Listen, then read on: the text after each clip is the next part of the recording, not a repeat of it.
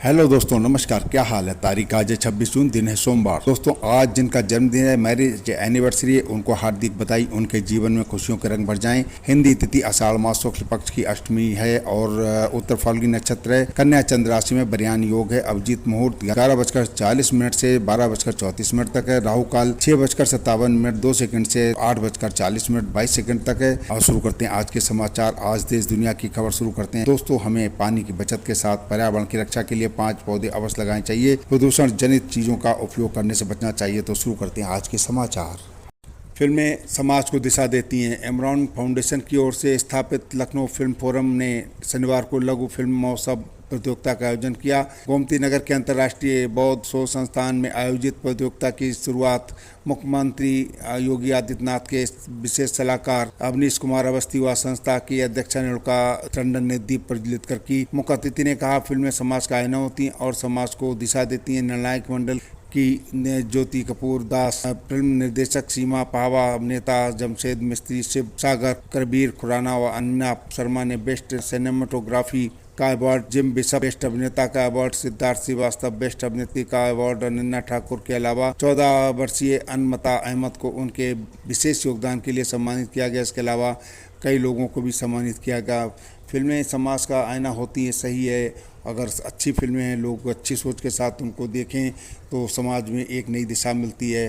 प्रधानमंत्री नरेंद्र मोदी ने अमेरिका की अपनी पहली राजकीय यात्रा समाप्त करते हुए कहा, भारतीय अमेरिका संबंधों की एक नई और गौरवशाली यात्रा शुरू हुई है। Ronald Reagan building and international trade centre में भारतीय समुदाय के कार्यक्रम में मोदी ने कहा कि भारत अमेरिका के बीच साझेदारी की पूर्ण क्षमता अब तक साकार नहीं हुई है। दोनों देशों के संबंध 21वीं सदी में दुनिया को फिर से बेहतर बनाने पर केंद्रित हैं। प्रधानमंत्री ने प्रौद्योगिकी हस्तांतरण, विनिर्माण को बढ़ावा देने और औद्योगिक आपूर्ति श्रृंखला को मजबूत बनाने के लिए हुए समझौतों का जिक्र किया। कहा कि वैश्विक मुद्दों पर दोनों देशों के रुख में समानता है। हमारे संबंध मेक इन इंडिया और मेक फॉर द वर्ल्ड से जुड़े प्रयासों पर बल देंगे। लगभग 35 मिनट के संबोधन में मोदी ने कहा, हम भारत और अमेरिका साथ मिलकर न सिर्फ नीतियां और समझौते तैयार कर रहे हैं, बल्कि हम जीवन, सपनों और नियति को आकार दे रहे हैं। अमेरिका में मोदी का ये आखिरी कार्यक्रम था। प्रवासी भारतीयों के योगदान और आचरण की सराहना करते हुए प्रधानमंत्री ने द्विपक्षीय संबंधों को मजबूत करने का श्रेय दिया। मोदी ने घोषणा की, भारतीय मूल के लोगों को H-1 के वीजा नवीनीकरण के लिए अमेरिका नहीं छोड़ना पड़ेगा। सभागार के अंदर और बाहर मौजूद प्रवासी भारतीयों ने घोषणा का स्वागत किया।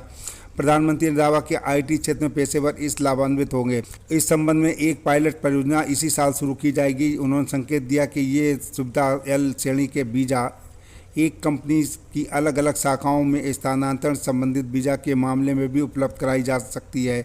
मोदी ने कहा, प्रवासी भारतीयों के लिए सेवाओं की सुगम बनाना भारत की प्राथमिकता है। भारत अब सिएटल में एक तथा 2 अन्य अमेरिकी शहरों में 2 नए वाणिज्य दूतावास खोलेगा। उन्होंने बताया कि अमेरिका भी अहमदाबाद और बेंगलुरु में नए वाणिज्य दूतावास खोल रहा है। रूस में शुक्रवार रात को तख्तापलट की कोशिश हुई। राष्ट्रपति व्लादिमीर पुतिन के प्रति वफादार रहे लड़ाकों के संगठन वैगनर ने यूक्रेन सीमा के निकट स्थित रोस्तोव के सैन्य मुख्यालय पर कब्जा करने के बाद मास्को के लिए कूच कर दिया। उन्हें रोकने के लिए रूसी सेना ने हेलीकॉप्टरों से फायरिंग की।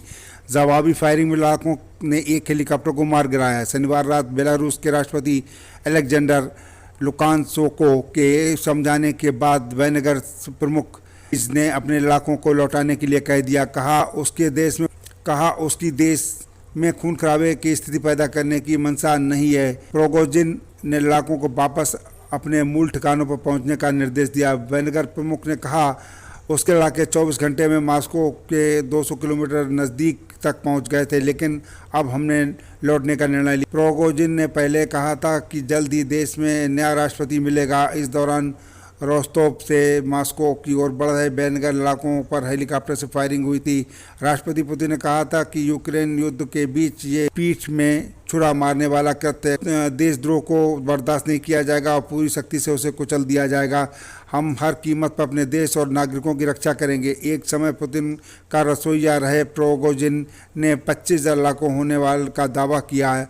किया है। ये लड़ाके अत्याधुनिक हल्के हथियारों, बख्तरबंद और टैंकों से लैस हैं। उन्होंने रोस्तोव के जिस सैन्य मुख्यालय पर कब्जा किया था, यहाँ से यूक्रेन के एक हिस्से में चल रहे युद्ध का संचालन हो रहा था।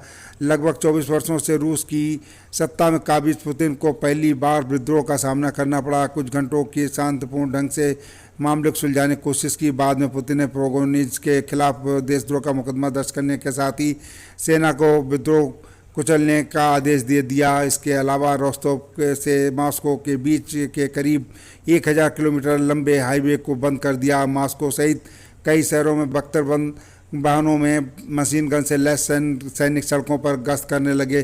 सार्वजनिक कार्यक्रमों पर रोक लगा दी गई और लोगों से घरों में रहने की अपील की गई। राष्ट्रपति पुतिन ने देश के कुछ हिस्सों में मार्शल लॉ लागू कर सेना को अधिकार दे दिए हैं। रूस में उत्पन्न स्थिति पर अमेरिका के राष्ट्रपति जो बाइडेन ने फ्रांस के राष्ट्रपति इमैनुएल मैक्रों, ब्रिटेन के राष्ट्रपति ऋषि सुनक और जर्मनी के ओलाफ शुल्ज ने बात की। यूक्रेन के राष्ट्रपति व्लादिमीर ज़ेलेंस्की ने कहा कि इस घटना से रूस की कमजोरी पूरी तरह सामने आ गई है। रूसी दुष्टता और अराजकता को यूरोप में फैलने से रोकने के लिए यूक्रेन पूरी ताकत से काम करेगा। सावधान मोबाइल धारकों, सावधान बिजली उपभोक्ताओं, एक नया गिरोह आपके साथ ठगी धोखाधड़ी के लिए सक्रिय हो गया है, जो आपके सिम 4G को अपग्रेड करने के लिए आपको व्हाट्सएप SMS कॉल करके 5G में करने के लिए OTP मांग रहे हैं। आप ऐसे भ्रामक व्हाट्सएप SMS कॉल पर OTP बिल्कुल शेयर ना करें। और ऐसे ही ठग आपके बिजली बिल जमा न होने का मैसेज व्हाट्सएप कॉल करते हैं और बताते हैं कि यदि आप आज शाम 7 बजे तक 9 बजे तक बिल उनके बिजली ऐप के माध्यम से जमा नहीं करेंगे तो आपका कनेक्शन कट जाएगा, और यदि कट जाएगा तो आपको 600 रुपये पेनल्टी देनी होगी। ये भी ठगी हैं। बस आप सावधान हैं तो आपका कोई नहीं ठग सकता। थोड़ा सा लालच ही हमारे साथ बड़ी ठगी का कारण बनता है, और ये मानव की सबसे बड़ी कमजोरी है और ठग के लिए वरदान। सावधान रहें, सतर्क रहें, क्योंकि आजकल ठगों के पास एक से एक नए फार्मूले हैं। जेल में भेजे जाने वाले अपराधी कानून से सजा पाते हैं और राज्य सरकार के अधीन संचालित जेलों में सजा समय तक या नीति के अंतर्गत बंद रखकर सुधरने का मौका दिया जाता है। अब माननीय मानवाधिकार आयोग व माननीय कोर्टों के हस्तक्षेप व 21वीं सदी के परिदृश्य के अंतर्गत जेलों के नाम बदलकर बंदी सुधार गृह हो चुका है। सुधार गृहों को मानवाधिकार आयोग, माननीय सर्वोच्च न्यायालय पेशेवर अपराधी को छोड़कर खुली जेल में रखने की वकालत करती आ रही है, परंतु कारागार के अधिकारी व कर्मचारी खुली जेल के पक्ष में नहीं दिखते। वो नहीं चाहते कि खुले सुधार गृह बने और समाज, परिवार, मीडिया, सरकार को अंदर किए जा रहे कारनामों का पता चले। सुधार गृहों में बंदी कैदी को क्या खिलाया जा रहा है, कैसा उपचार हो रहा है, रहने का स्थान कैसा, बंदी के ऊपर बैठाए गए बंदियों से बने राइटर नंबरदार बंदियों के साथ क्या व्यवहार करते हैं, सब बंद सुधार गृह में पर्दा में रहता है।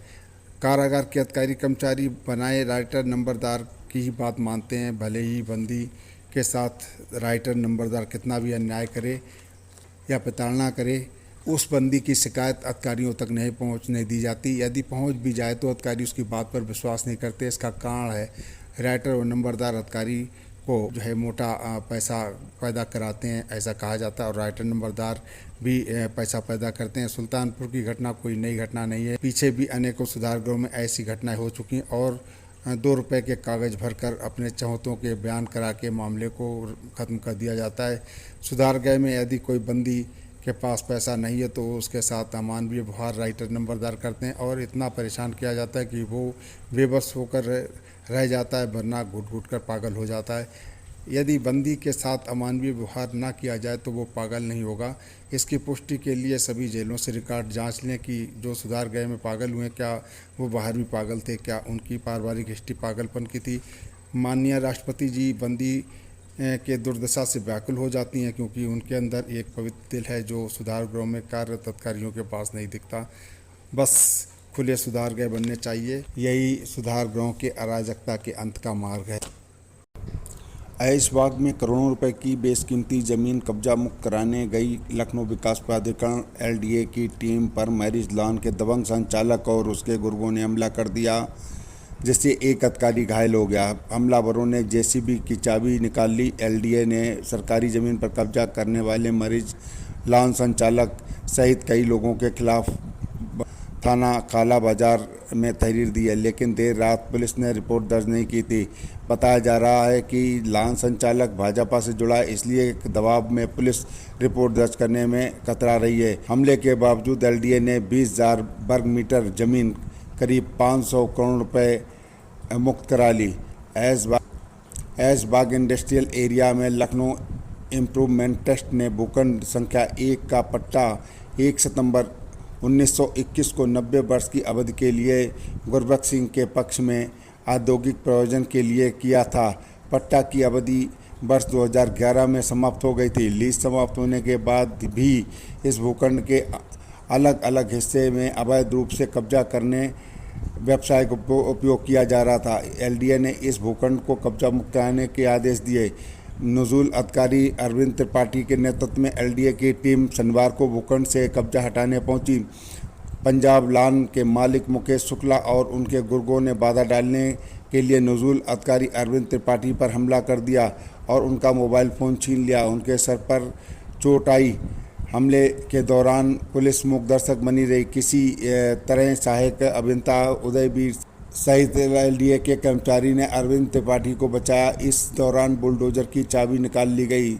इसकी सूचना अरविंद त्रिपाठी ने एलडीए उपाध्यक्ष डॉक्टर इंद्रमणि त्रिपाठी को दी। उपाध्यक्ष के आदेश के बाद विशेष कार्याधिकारी देवांश त्रिवेदी और उनके कई कर्मचारी भी मौके पर पहुंचे। ताल कटोरा और काला बाजार थाने से और अधिक पुलिस बल भेजा गया और फिर पंजाब लान के साथ कार वर्कशॉप, पेंट कंपनी, उसका गोदाम व फैक्ट्री को ध्वस्त करके ज़मीन को खाली कराया गया। नुजुल अधिकारी अरविंद त्रिपाठी ने बताया कि ऐशबाग स्थित चिला खेड़ा के भूखंड संख्या 3/2 एवं 3/3 का पट्टा निरस्त किया जा चुका है। इस भूखंड में भी कुछ लोगों ने अवैध कब्जा कर रखा था। शनिवार को कार्रवाई के दौरान भूखंड को भी खाली करा कर एलडीए को कब्जा दे दिया गया। नुजुल अधिकारी अरविंद त्रिपाठी ने बताया कि इम्प्रूवमेंट एक्ट की भूमि पर कब्जा, एलडीए की टीम पर हमला और एलडीए की टीम पर हमला करने वाले लोगों के खिलाफ एफआईआर दर्ज कराई गई है। पंजाब लान के एक कमरे के बाहर भाजपा का बोर्ड लगा था। हमलावर पहले भी भाजपा के नेताओं के साथ नाम व एलडीए की टीम को धमकी दे रहे थे।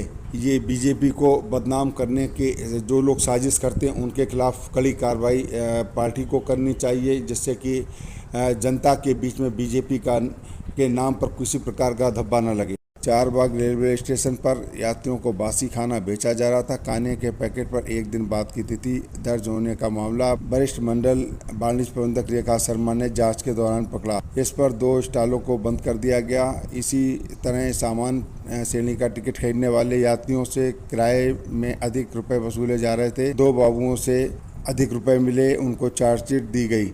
वहीं पार्किंग में भी अधिक वसूली का मामला प्रकाश में आया। ठेकेदार को नोटिस दी गई। उत्तर रेलवे लखनऊ की वरिष्ठ मंडल वाणिज्य प्रबंधक रेखा शर्मा ने चारबाग रेलवे स्टेशन पर छापा मारा। उन्होंने प्लेटफार्म पर कैटरिंग सर्विस और निविता किचन के स्टॉल की जांच की। यहाँ यात्रियों को एक दिन पुरानी तिथि वाले खाने के पैकेट बेचे जा रहे थे। स्टेशन पर यात्रियों को ताज़ा खाना उपलब्ध हो, इसके लिए पैकेट पर उनको बनाने की तिथि अंकित की जाती है। रेल यात्रियों को बेचे जा रहे बासी खाने को जब्त करते हुए मौके पर ही दोनों स्टॉलों को बंद कर दिया गया। रेखा शर्मा ने बताया कि लाइसेंस लेने वाली फर्म पर जुर्माना लगाने की संस्तुति की गई। टिकट घर पर तैनात chief booking clerk SK Singh और बुकिंग क्लर्क ब्रजेश यादव के पास अधिक नकदी मिली। दोनों बाबुओं को चार्जशीट दी गई है। उधर टिकट चेकिंग के दौरान कई बेटिकट यात्री मिले, उनसे 40 लाख रुपए के जुर्माने की वसूली की गई।